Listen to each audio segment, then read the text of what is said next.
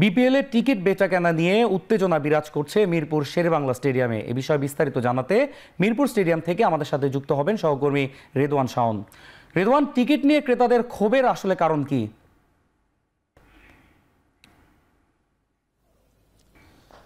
ধন্যবাদ। আসলে বিপিএল এর 11তম আসরকে প্রথম থেকেই বলা হয়েছে দর্শক বান্ধব বিপিএল, কিন্তু বিপিএল এর শুরুটা যেভাবে হলো এটা হয়তো বাংলাদেশ ক্রিকেটের জন্যই আসলে শুভকর নয়।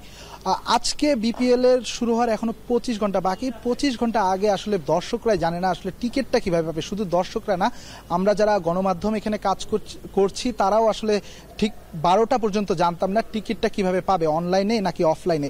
আমরা বিসিবির সাথে যোগাযোগ করা হলে বিসিবি জানায় যে 12টার দিকে আমরা আপনাদেরকে একটা আপডেট দেব, কিন্তু বিগত আসরগুলোতে আমরা যদি দেখি আমরা কিন্তু 3 দিন 2 দিন আগেই জেনে যেতাম আসলে টিকিটের মূল্য কত কিংবা টিকিট ঠিক কোন জায়গা থেকে পাওয়া যাবে। তারপরে এখানে সকাল থেকে দর্শকদের মাঝে বেশ ক্ষোভ তৈরি হয় এবং তারা কিন্তু সকাল থেকে লাইনে দাঁড়িয়েছে। আমি বিভিন্ন দর্শকের সাথে কথা বলেছি, কেউ বরিশাল থেকে এসেছেন, কেউ রাজশাহী থেকে এসেছেন আসলে বিপিএল এর খেলা দেখার জন্য, কিন্তু তারা এসে যখন লাইনে দাঁড়িয়েছেন জানানো হয়েছে এখানে তারা টিকিট পাবেন না।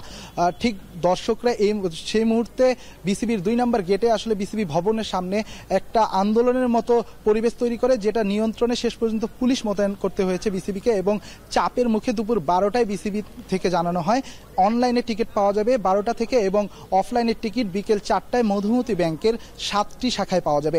কিন্তু তারপরে যখন আমরা দর্শকদের সাথে কথা বললাম, দর্শকরা ঠিক তখনও এই ব্যাপারটা জানে না, যেহেতু গণমাধ্যমকে তারা জানিয়েছে, গণমাধ্যমের দ্বারাই আসলে দর্শকদের মাঝে খবরটা পৌঁছায়। যেহেতু দেরি করে গণমাধ্যমকে জানানো হয়েছে, সেক্ষেত্রে দর্শকদের কাছেও সেটা পৌঁছাতে কিছুটা সময় লাগছে। টিকিট নিয়ে এই ছিল আমার কাছে এখন পর্যন্ত শেষ আপডেট। মিরপুর শেরেবাংলা স্টেডিয়াম থেকে পরবর্তী আপডেটে আপনাদেরকে সর্বশেষ তথ্যটা জানাবো।